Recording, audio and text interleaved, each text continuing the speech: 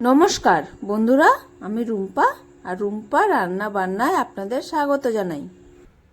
আমার আজকের রেসিপি দই রুই। আমরা অনুষ্ঠান বাড়ির মতো দই রুই বাড়িতেই খুব সহজে ঘরোয়া উপকরণ দিয়েই করে নিতে পারি। চলুন তাহলে এবার দেখে নেওয়া যাক এই দই রুই রেসিপিটি।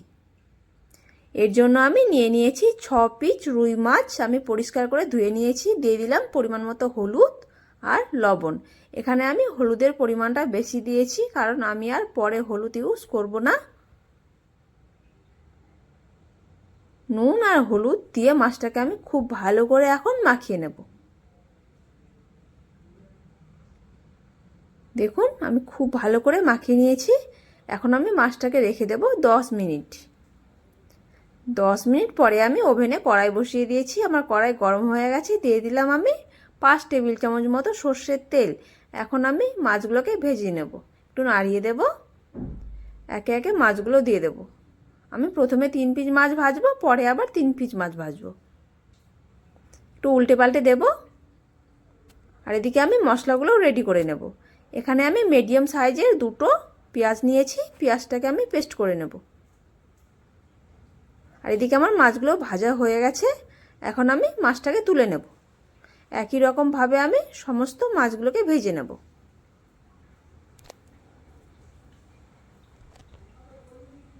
এই মাছগুলো ভাজা হোক, আমি মশলা রেডি করে নেব। আমি একটি বাটিতে নিয়ে নিলাম 4 টেবিল চামচ পোস্ত আর কয়েকটা কাজু বাদাম আর 1 টেবিল চামচ মতো মৌরি। এগুলোকে আমি এখন একটু ভিজিয়ে দেব। এগুলোর আমি একটা পেস্ট বানিয়ে নেব।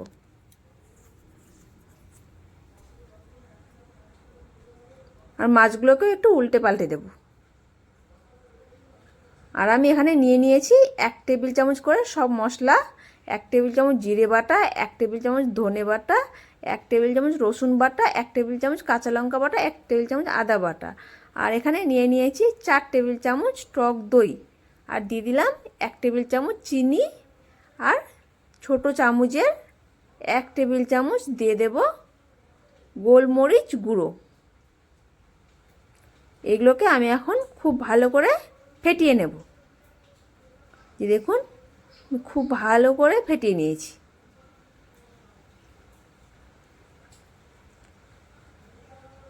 আমার ফেটানো হয়ে গেছে দেখুন। আর আমার মাছগুলো এদিকে ভাজা হয়ে গেছে। এখন আমি মাছগুলোকে তুলে নেব। সেই তেলে আমি দিয়ে দিলাম ফোড়ন, 2টো এলাচ,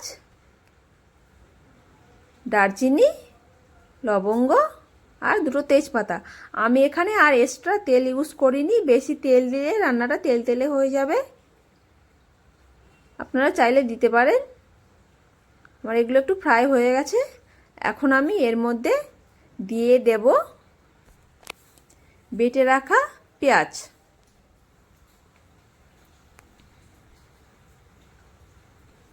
এই যে দেখুন আমার পেঁয়াজ বাটাটা দেওয়া হয়ে গেছে।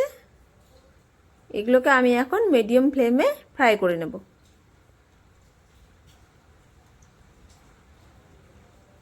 দেখুন আমার পেঁয়াজটা ফ্রাই হয়ে গেছে, তেল ছেড়ে দিয়েছে। এখন আমি এর মধ্যে একে একে বাকি মশলাগুলো দিয়ে দেব।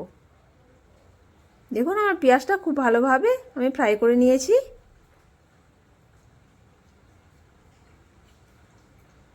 দিয়ে দিলাম 1 টেবিল চামচ জিরে বাটা, ধনে বাটা, আদা বাটা, রসুন বাটা আর কাঁচা লঙ্কা বাটা।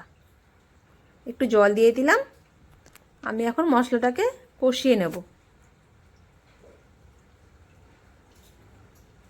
দিয়ে দিলাম একটু লবণ।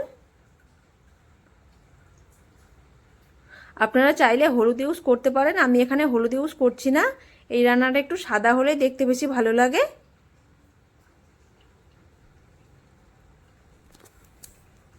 আমি মশলাটাকে খুব ভালো করে কষিয়ে নেব।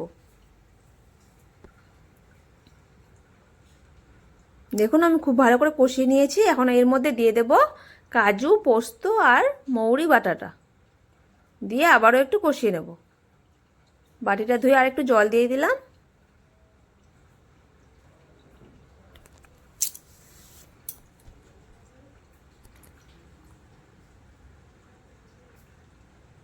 আমি আরেকটু জল ইউজ করেছি।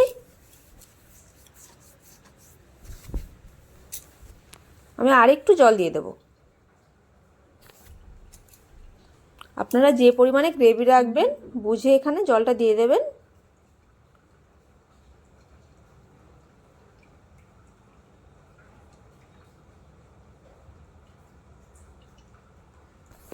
আমি এখানে বেশি করে জল দিয়ে দিয়েছি গ্রেভির পরিমাণ অনুযায়ী। খুব ভালোভাবে আমি ফুটিয়ে নেব।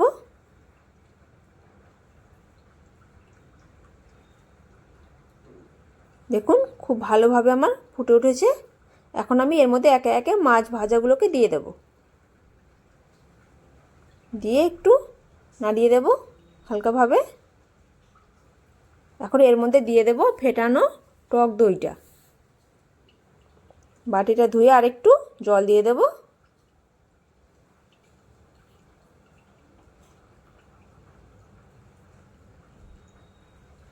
একটু চাপা দিয়ে দেব।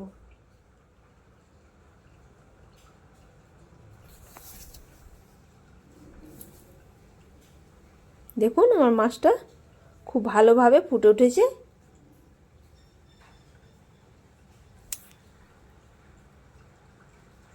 হালকাভাবে একটু করে উল্টে পাল্টে দেব। আমি আরেকটু চাপা দিয়ে ফুটিয়ে নেব।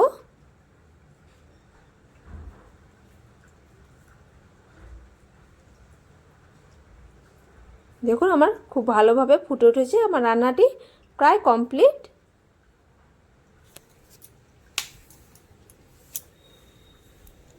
এখন আমি এর মধ্যে দিয়ে দেব পরিমাণ মতো লবণ।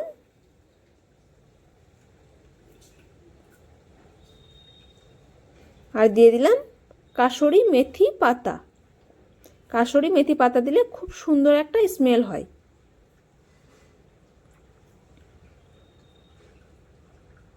আমার রান্নাটি এখানে কমপ্লিট। ওভেনটাকে আমি এখন বন্ধ করে দিয়েছি। আমি ঢাকিয়ে রেখে দেব 5 মিনিটের জন্য। 5 মিনিট পরে দেখুন আমার রান্নাটা কেমন হয়েছে। এখন আমি সার্ভ করব। আমার এই রেসিপিটি যদি আপনাদের ভালো লেগে থাকে প্লিজ চ্যানেলটিকে সাবস্ক্রাইব করার অনুরোধ রইল। আর লাইক কমেন্ট শেয়ার অবশ্যই করে দেবেন। আজ এই পর্যন্তই। আবার দেখা হবে অন্য কোনো রেসিপি নিয়ে। সকলেই ভালো থাকবেন। ভিডিওটি দেখার জন্য ধন্যবাদ।